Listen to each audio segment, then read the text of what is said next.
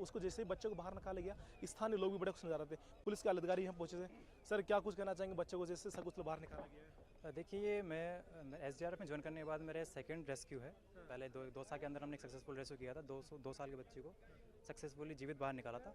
ये दूसरा रेस्क्यू बहुत अच्छा लग रहा है, आप सभी का सहयोग अच्छा रहा, जो स्थानीय प्रशासन उसका भी काफ़ी अच्छा सहयोग रहा। हमारी एसडीआरएफ की टीम जैसे ही सूचना मिली, मिनिमम हमारा हमेशा का टारगेट होता है कि मिनिमम जो ट्रांजिशन टाइम होता है एक तरीके से, हम जो डेस्टिनेशन तक पहुँचने है मिनिमम रिक्वायर्ड टाइम के अंदर हम पहुँचते हैं। सुबह से लेकर अभी तक हम बच्चे के ऊपर प्रॉपर तरीके से नज़र रखे हुए थे, उससे प्रॉपर तरीके से कम्युनिकेट किया जा रहा था। लोकल लैंग्वेज में उनके मामा जी जो थे उनसे लगातार वो बातचीत किए जा रहे थे।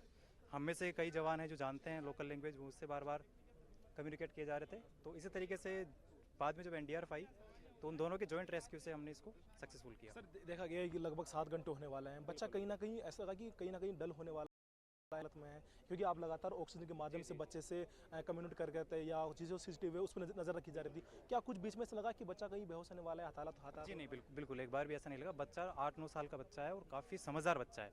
उससे हम जिस तरीके से बताया जा रहे थे उसी तरीके से रेस्पॉन्ड कर रहा था, तो हमारे लिए काफ़ी ईजी हो गया इसको रेस्क्यू करना।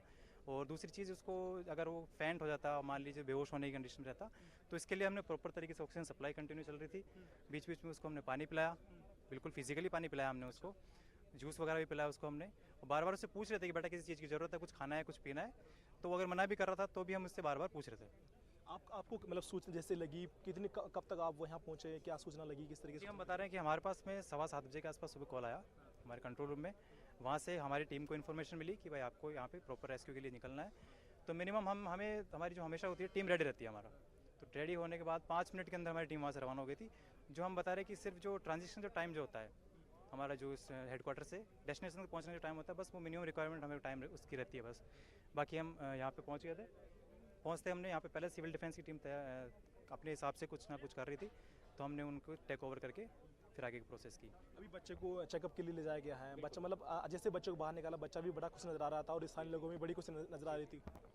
हाँ बिल्कुल, बच्चा खुश हो गई ना, क्योंकि इतने सुबह से वो परेशान हो रहा है। समझदार बच्चा है, उसको सही गलत का, अच्छे बुरे का भी पता है। उसे पता है कि मेरी लाइफ की वैल्यू क्या है, बाहर निकला हूँ तो मैं काफ़ी अंदर घुटन किस तरीके की होती है वो तो वही समझ सकता है।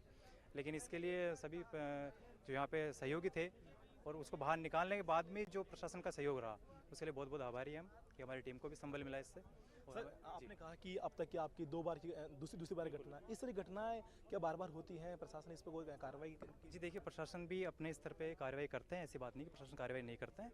लेकिन ये प्रशासन के साथ साथ में ये जो आमजन है, जो लोग हैं, उनकी भी जिम्मेदारी उतनी ही बनती है कि वो अपने आसपास में कोई भी खुला या परित्यक्त बोरवेल वगैरह कुछ हो तो उसकी सूचना तुरंत प्रशासन को दें, अपने स्तर पे उसको भरवाएं, उसको पूरा भरवा के उसको ब्लैंक कर दें। इसके बाद में प्रशासन को सूचित करें। अगर इसके बाद में अगर कोई आपको लगता है कि आसपास में खुला बोरवेल है, कोई आपकी बात नहीं मान रहा, नहीं सुन रहा है, तो आप हमें तुरंत, हमारी व्हाट्सएप नंबर है, हमारी हेल्पलाइन नंबर है, उस पर आप सूचित कर सकते हैं। कोई भी आमजन हो, उसको किसी भी जगह दिखाई दे तो वो सूचित कर सकता है, हम अपने स्तर पे कार्रवाई करके उसको भरवाएंगे। अभी तक हमने बोरवेल को पूरा देखा नहीं, क्या बोरवेल कच्चा था? क्योंकि जिस तरह बोरिंग होते हैं तो उसके चारों तरफ मरम्मत की जाती है, क्या जो बोरवेल है वो कच्चा था या फिर मरम्मत? सबसे बड़ी जो हमारे पास में जो एक तरीके से दिक्कत आ रही थी वो ये थी कि बोरवेल कच्चा था, उसके अंदर अराउंड कोई भी फिलिंग नहीं थी या फिर कोई भी पाइप वगैरह नहीं डाला होता, कच्चा बोरवेल था। तो रिस्क ये थी कि ढहने की रिस्क थी, इसलिए हम ज़्यादा भीड़ भी नहीं कर पा रहे थे वहाँ पे। तो लिमिटेड रिसोर्सेज जो हमारे पास अवेलेबल थे उन्हीं के थ्रू हमने उसको रेस्क्यू किया। स्टार्टिंग में गड्ढा खोद के भी प्रयास कर रहे थे, क्योंकि जैसे भी लगातार सुबह से यहाँ मौजूद थी और गड्ढा खोदने प्रयास कर रहे थे, कि मतलब ऐसा डर था कि कहीं ढह जाएगा तो बड़ी मुसीबत हो सकती है। जी देखिए, हमें हमेशा अल्टरनेट जो भी हमारे पास उपाय होते हैं वो हमें हमेशा रेडी करके रखने पड़ते हैं। तो हम अपने स्तर पे कोशिश कर रहे थे, साथ में एक अल्टरनेट ऑप्शन था हमारे पास कि गड्ढा किया जाए साथ में, और फिर उसके साथ में एक तरीके से सुरंग टाइप में बनवा के फिर उसको बाहर निकाला जाए। लेकिन दिक्कत ये आ रही थी कि भाई ये कच्चा रह गया, ऊपर से जब हम मशीन चला रहे थे यहाँ से, जो भी ड्रिलिंग मशीन थी, उसकी वजह से वाइब्रेशन बहुत हो रही थी। तो वाइब्रेशन की वजह से अंदर से मिट्टी रहने का खतरा था। इस वजह से हमने उसको थोड़ी देर के लिए स्किप किया, होल्ड पे किया हमने, ताकि हम इस पर प्रॉपर फोकस कर पाएँ।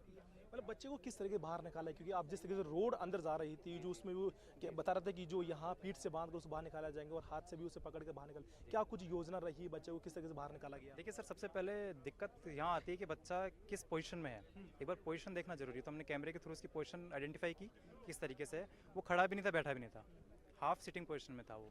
तो इसकी वजह से क्या हो रहा था कि हम साइड से, जैसे हम उकड़ू बैठते हैं ना सर, उस तरीके से हाथ उसके यूँ थे। अब रिंग के अंदर हाथ फंसे हुए तो हाथ कोने ऊपर नहीं आ पा रही थी। दोनों हाथ हमने उसके होल्ड कर लिए 2 अलग अलग रस्सियों के थ्रू।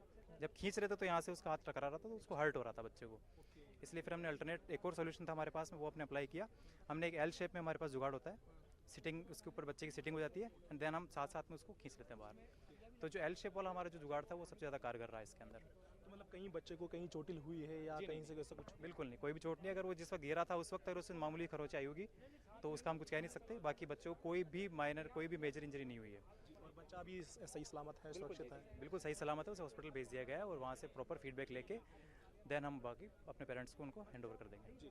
ये जो पुलिस के जो आला अधिकारी और एसडीआरएफ टीम है वो लगातार यह कोशिश कर रही थी और साफ तौर पे कहा कि कैसे क्या कोशिश की गई और साफ तौर पे जिन्होंने बताया कि हमारे साथ क्या बड़ी मुसीबत होने वाली थी, क्योंकि खास तौर पर जो है बोरवेल है वो कच्चा था, मरम्मत नहीं की गई थी, उसको लेकर बड़ी मुसीबत थी। और ये कह रहे हैं कि जब